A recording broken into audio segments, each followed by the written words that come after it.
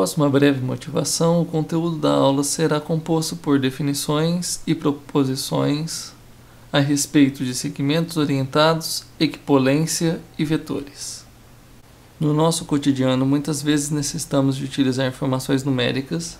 Dentre estas, podemos dividi-las em pelo menos dois tipos: as chamadas grandezas escalares, as quais o número mais a unidade de medida já nos fornece a informação completa.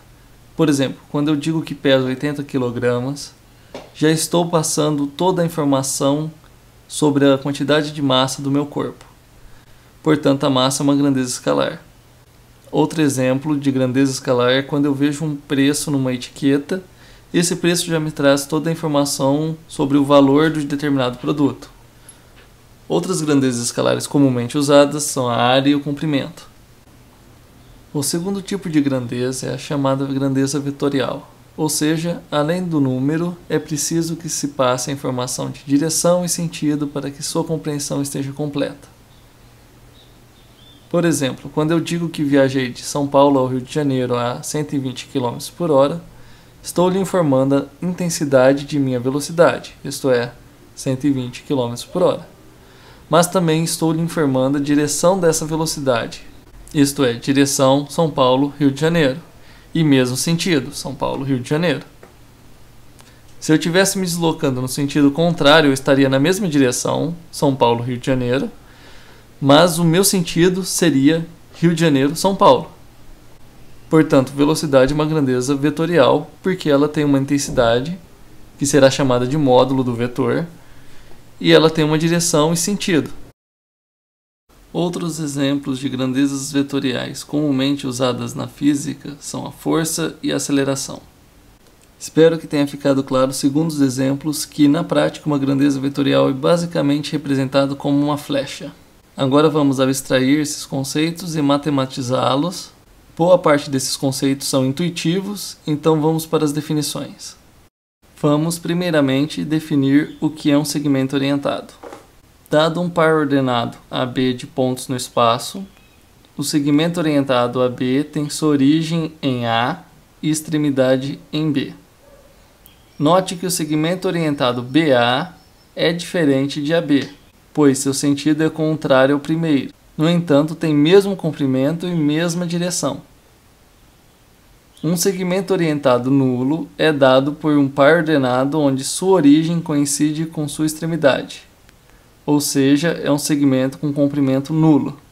Dizemos que dois segmentos orientados, AB e CD, têm o mesmo comprimento, quando seus segmentos geométricos têm o mesmo comprimento.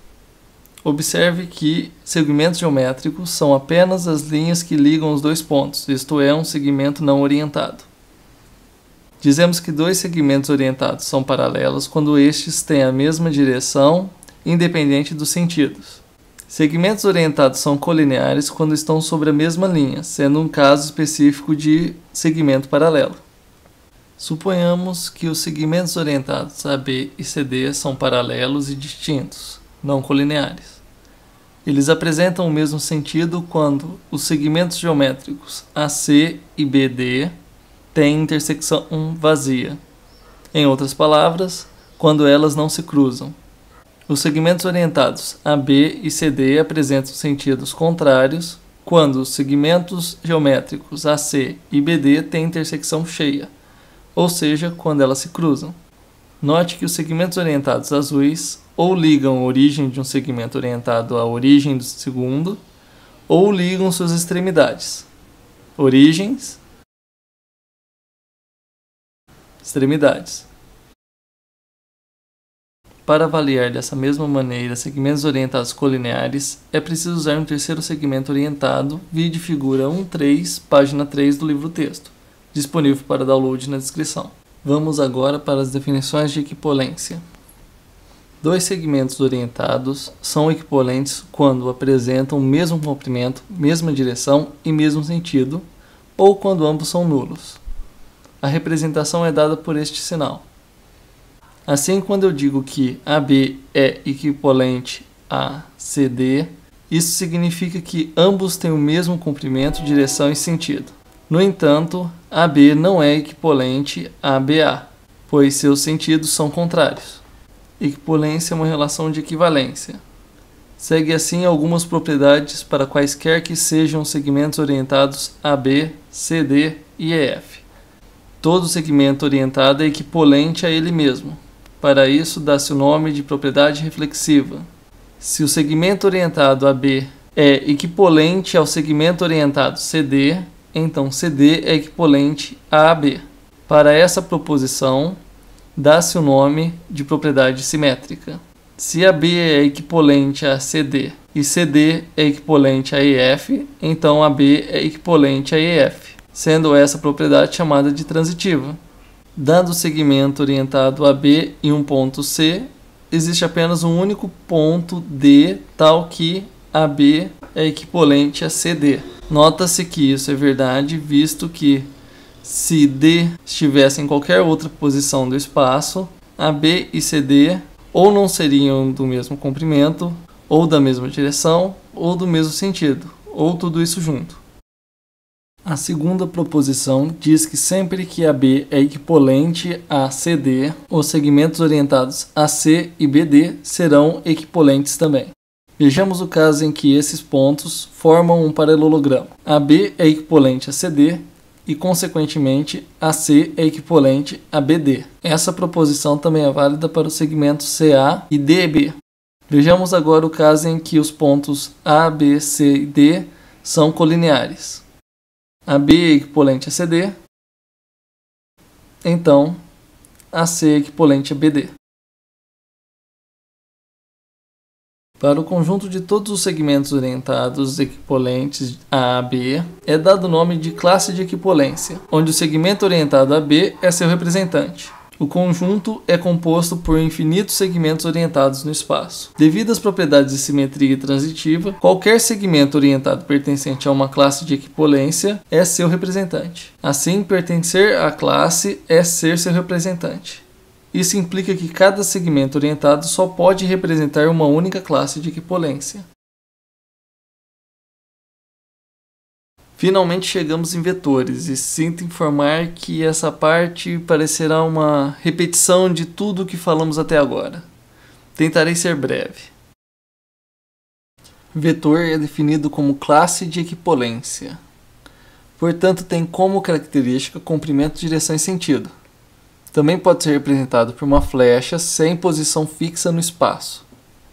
Podemos nos referir a um vetor como AB com uma flecha em cima, ou seja, tomando um representante da classe de equivalência. Ou então podemos chamá-lo por uma letra latina minúscula. O conjunto dos vetores é indicado por V3. Cabe aqui ressaltar a seguinte observação. Vetores não são equipolentes entre si.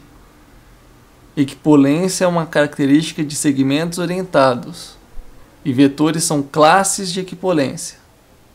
Assim, se dois vetores têm o mesmo comprimento, direção e sentido, dizemos simplesmente que os dois vetores são iguais. Não confundam. O vetor nulo é a classe de equipolência de todos os segmentos orientados nulos, sendo paralelo a todos os outros vetores não nulos. Vetor oposto é aquele que tem mesmo comprimento, mesma direção e sentidos contrários.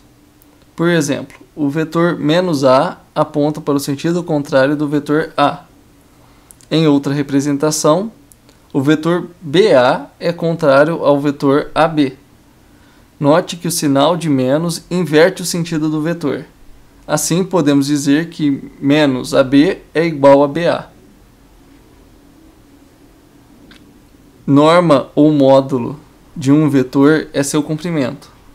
Este é representado por um sinal parecido com o sinal de absoluto. Assim, podemos escrever que a norma de dois vetores opostos são iguais. Quando a norma de um vetor é igual a 1, o chamamos de vetor unitário. E, obviamente, a norma de um vetor nulo é igual a 0.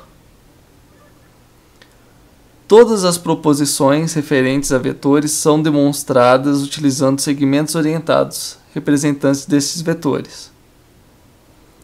Assim, todas as demonstrações serão idênticas àquelas já feitas na seção sobre segmentos orientados. Simplificando um pouco, vamos comparar vetores e segmentos orientados na prática. Ambos têm as mesmas características que os definem: comprimento, direção e sentido. A diferença entre eles é que o segmento orientado tem uma posição fixa no espaço. Por isso, necessitamos de 2 pontos no espaço para representá-lo, enquanto o vetor pode estar em qualquer lugar do espaço e ser representado apenas por uma flecha em qualquer posição no espaço. Concluindo, segmentos orientados têm como classe de equipolência os vetores. Dúvidas, sugestões e críticas serão bem-vindos na seção dos comentários. Próxima aula, soma de vetores.